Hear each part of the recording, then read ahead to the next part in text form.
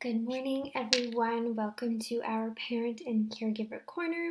Today we are talking about the unfavorable behavior that our little ones sometimes show. So, the kind that sometimes has us hiding our faces in shame or maybe even ready to explode ourselves. In the early years of our children's lives, they are developing the ability to regulate their emotions and behaviors. As an adult, we can usually compose ourselves in moments of distress, but for kids, it's not as easy to self regulate. But there's two distinct types of meltdowns that I want to separate. So, number one, you have the type of meltdown that you can anticipate. Perhaps you're at the park with your child and they've been waiting in line for the slide, and another child swoops in front of them and takes their place.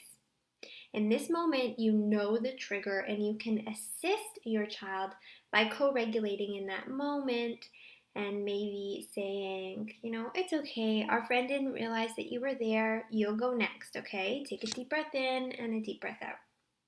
But then you have this second type of meltdown that you can't really anticipate. You're doing a puzzle with your little one and suddenly they get really angry and they hit you or throw a puzzle piece at you in frustration. This obviously immediately sets you off and now you're both in a state of dysregulation. So today I want to talk about that second example, the meltdowns that seem to occur without warning, the ones that convince you that your child is out to get you. So to discuss this type of meltdown, I'm going to use Dr. Stuart Shanker. He is the founder and visionary of Self-Reg, which is a resource I'm going to link in the description, which is chock full of super helpful information. I'll start with this message. My absolute favorite message when talking about children is that behavior is communication. The anger, the hitting, the meltdown, the crying, the screaming, it's all just communication. And the moment you start seeing unfavorable behavior as communication instead of bad behavior, you'll become what Dr. Shanker calls a stress detective, which, if I must say so myself, is a lot better for you than matching stress with more stress. Seeing and labeling misbehavior implies that the child knew that they shouldn't have behaved that way or were fully capable of controlling it. But most of the time, the child has a limited capacity to act differently. As noted in one of the resources, children are going to do well if they can. And it's up to you to reframe your perspective of the child's behavior.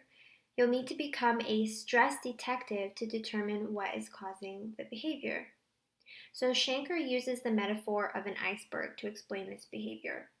All you can see on the surface is that very small tip of an iceberg, right? That's the behavior. But then under the water, the giant part of the iceberg that you can't see is essentially the 5 domains of self-regulation in this case. So under the water or behind the behavior, you could have a biological trigger, so maybe your child is hungry or sleepy. You could have a cognitive trigger, so maybe they feel overwhelmed or confused by the task at hand, like that puzzle was a little bit too much for them. An emotional trigger, so maybe they feel embarrassed, maybe they put the puzzle in the wrong spot and they felt like you were judging them.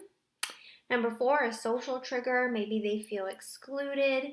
Or number 5, a pro-social trigger, so maybe they are worried about their grandparent. Especially during COVID, these pro-social triggers can be more apparent than you might think. So take a look at the attached resource with domain examples. You'll be surprised by how many things are listed that could end up helping you as a stress detective. So when your child is showing stress behavior, your first steps need to be, number 1, to reframe the behavior. Always check yourself. How are you perceiving the behavior? Ensure you are viewing it as a stress behavior before you approach. Number 2, figure out and reduce the stressor. Go back to those 5 domains and ask yourself what could be influencing this poor behavior so that you can eliminate it or help your child work through it. Number 3, once the child is in a calm state, you'll want to have a conversation with them so they understand what it feels like to be calm, right? This will come best when the child is already in a calm state and you can talk with them about their heart rate, their breathing, and their ability to feel safe and at ease. Number 4, you can offer your child strategies to use when they are starting to feel agitated. So when their heart rate starts to increase and their breathing becomes heavy and they feel like they might explode, what can your child do to return to calm? Perhaps one of these strategies will help. Practice a breathing technique, ask for help, or find a quiet spot. You can also brainstorm with your child to see what it is they like to do to feel calm and perhaps practice those things together. The main takeaway message from today is to reflect on your own perception of misbehavior. Try your best to start viewing behavioral challenges as indicators of stress instead of misbehavior that needs to be punished. This will make all the difference in the relationship you have with your child. If you have any questions about being a stress detective, do not hesitate to reach out and leave a comment below. Take care.